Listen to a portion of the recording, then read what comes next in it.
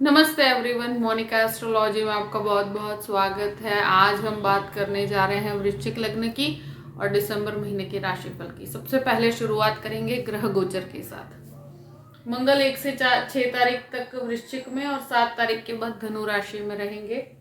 बुध 1 से 5 तारीख तक तुला राशि में और 6 से 28 तक वृश्चिक राशि में रहेंगे। शुक्र 1 से 18 तारीख तक वृश्चिक में और 19 से धनु राशि के अंदर शुक्र का प्रवेश होगा। सूर्य 1 से 14 तारीख तक वृश्चिक में और 15 से धनु राशि में सूर्य का प्रवेश हो जाएगा। गुरु वक्र गति में कर्क में से मिथुन राशि में प्रवेश करेंगे 5 तारीख को। इस प्रकार से ग्रह गोचर है। सबसे पहले शुरुआत करेंगे आपके लग्न के साथ। वृश्चिक लग्न और लग्न का स्वामी बनता है मंगल। मंगल इस महीने शुरू के 6 दिन आपके लग्न में है, फिर द्वितीय स्थान में है।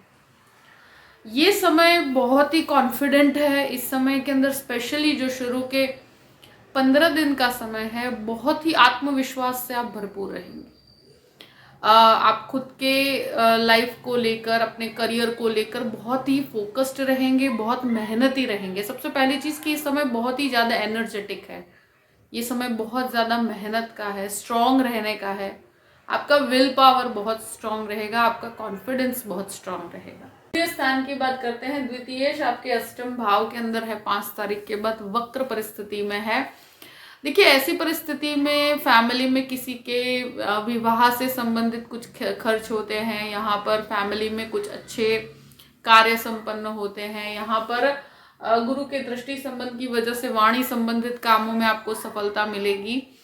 देखिए, 12वें घर का स्वामी यहाँ पर 18 तारीख के बाद है, तो सेविंग्स यहाँ पर कुछ ना कुछ खर्च होती हुई नजर आती है फैमिली रिस्पॉन्सिबिलिटीज के पीछे।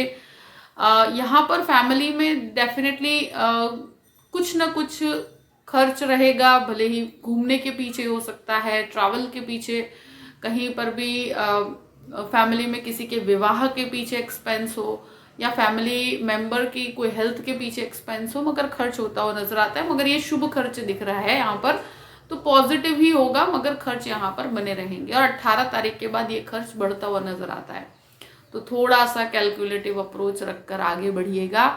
यहाँ पर फैमिली बिजनेस से भी काफी अच्छे लाभ होंगे। पिता के बिजनेस से आपको काफी अच्छे लाभ रहेंगे।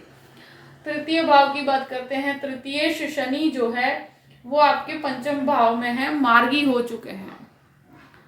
तो इस समय के अंदर एक ही चीज है कि जो भी इनिशिएटिव लेते हैं उसमें आपको सफलता प्राप्त होगी। इनिशिएटिव वेल प्लान्ड रहेगा, बहुत ज्यादा पॉजिटिवली आप उसमें काम कर पाएंगे और आपको सफलता प्राप्त होगी। कोई भी प्रकार का जॉब में बदलाव या स्थान परिवर्तन जो होता है आपके लिए फायदेकारक रहेगा। इस समय में शुरू के 15 दिन या 15 दिन, शुरू के 15 डेज का जो समय है वो आपके लिए कोई भी बदलाव, कोई भी स्थान परिवर्तन आपके लिए फायदेकारक रहेगा। अब बात करते हैं चतुर्थ भाव की। चतुर्थेश पंचम भाव में है, शनि मार्गी है, यहाँ पर राहु स्थित है। मंगल का दृष्टि संबंध शुरू के 6 दिन तक यहाँ पर रहेंगे। ये समय के अंदर प्रॉपर्टी संबंधित काम, कहीं पर भी प्रॉपर्टी लेना चाहते हैं, प्रॉपर्टी बेचना चाहते हैं, इस प्रकार के कार्यों के लिए समय फायदेकारक ही रहेगा। यहाँ जो भी डॉक्यूमेंटेशन है उसको लेकर बहुत प्रिसाइज रहना होगा। कहीं पर भी आप कुछ भी खरीदते हैं या कुछ भी बेचते हैं तो डॉक्यूमेंटेशन को लेकर थोड़ा प्रिसाइज रहिएगा। बाकी जो भी काम होंगे वो आपके लिए सफलता लेकर आएंगे। प्रॉपर्टी रिनोवेशन के पीछे थोड़ा सा डिलेस का सामना करना पड़ सकता है, पर पंचमेश जो है वो अष्टम भाव में है, शनि यहाँ पर स्थित है। इस समय में एक ही चीज है कि जो भी मेडिकल के छात्र हैं, जो आईटी के छात्र हैं, जो टीचिंग क्षेत्र से संबंधित छात्र हैं, उनके लिए फायदेकारक परिस्थिति है। मगर यहाँ मेहनत ज्यादा पड़ेगी, आपको बहुत ज्यादा स्ट्रांग विल पावर रखकर आगे बढ़ना होगा। स्टूडेंट्स के लिए समय फिर भी मेहनत का जरूर कहूंगी, पर अच्छा है, एक अच्छा समय कहूंगी।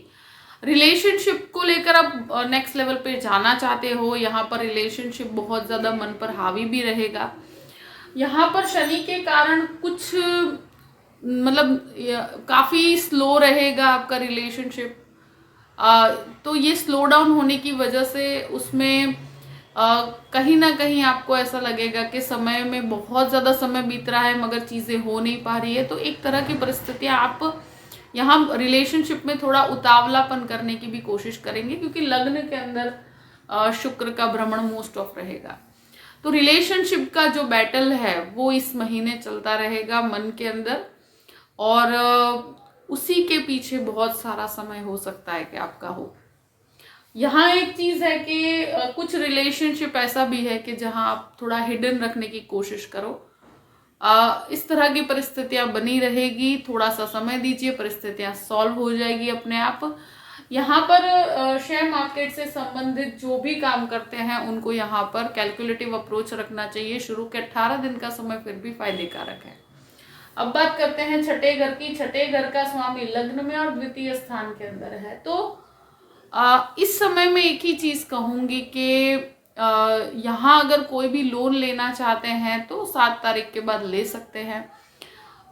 शत्रु यहाँ पर हावी तो नहीं हो पाएंगे, मगर फैमिली डिस्प्यूट के अंदर इन्वॉल्व होते हैं तो सोच समझ के करिएगा, क्योंकि कुछ फैमिली इश्यूज हैं जो आपको परेशान कर सकते हैं। 7 तारीख के बाद इस तरह की प्रॉब्लम्स क्रिएट होगी, फैमिली में कहीं पर भी वाद विवाद की परिस्थितियां क्रिएट होगी, मगर उसको आप रिजॉल्व कर लेंगे, क्योंकि जुपिटर का दृष्टि संबंध यहाँ 2nd हाउस पे है। तो आप इस चीज को काफी अच्छे से मेच्योरिटी के साथ हैंडल भी कर पाएंगे। ये चीज है कि किसी के भी हेल्थ इश्यूज हैं, स्पेशली यूरिन संबंधित कोई भी समस्या है, स्किन रिलेटेड प्रॉब्लम्स चल रही है, तो उससे अपने स्वास्थ्य का ध्यान रखना होगा। यहाँ पर किसी के मतलब ब्लड प्रेशर से संबंधित समस्या भी यहाँ पर थोड़ा सा आपका परेशानी का कारण बन सकती है। अब बात करते हैं 7th हाउस की। 7th लॉर्ड जो है आपके लग्न में और फिर द्वितीय स्थान में है, तो ये द्वितीय भाव के अंदर आपका 7th लॉर्ड जाता है, पहले लग्न के अंदर है। तो रिलेशनशिप को नेक्स्ट लेवल पर ले जाना, लव मैरिज करना, मैरिज से संबंधित बात घर पे रखना, इस तरह की चीजें इस महीने चलती रहेगी। मैरिज के लिए आप आगे बढ़ना चाहते हैं, रिलेशनशिप को ऑफिशियल करना चाहते हैं, तो इस तरह की परिस्थितियां रहेंगी।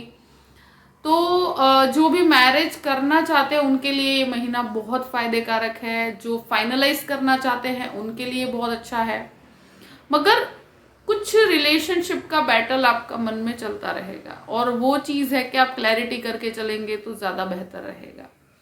मगर अगर कोई भी लव मैरिज करना चाहते हैं तो ये महीने के अंदर इस तरह की संभावनाएं बनती है कि आप इन चीजों को घर के अंदर ये बात कर पाए, इस चीज को आगे बढ़ा पाए। तो इस तरह की परिस्थितियां यहाँ पर फायदे कारक है। पति पत्नी मिलकर कोई काम करना चाहते हैं तो भी बेहतर परिस्थिति रहेगी। जो ऑलरेडी मैरिड लोग हैं तो आपके लाइफ पार्टनर का आपके घर वालों के बीच में थोड़ा सा विवादित माहौल रहेगा। जो ऑलरेडी मैरिड है उन लोगों के लिए है ये कि वहां पर थोड़ा सा परिवार के अंदर आपके जो लाइफ पार्टनर के साथ थोड़ा सा विवाद हो सकता है, तो वहां पर थोड़ा सा आपको संयम बना के चलना होगा। अष्टम भाव की बात करते हैं। अष्टमेश जो है लग्न के अंदर है। देखिए, अष्टम भाव का स्वामी लग्न में है तो व्यक्ति बहुत ज्यादा सीक्रेटिव हो जाता है।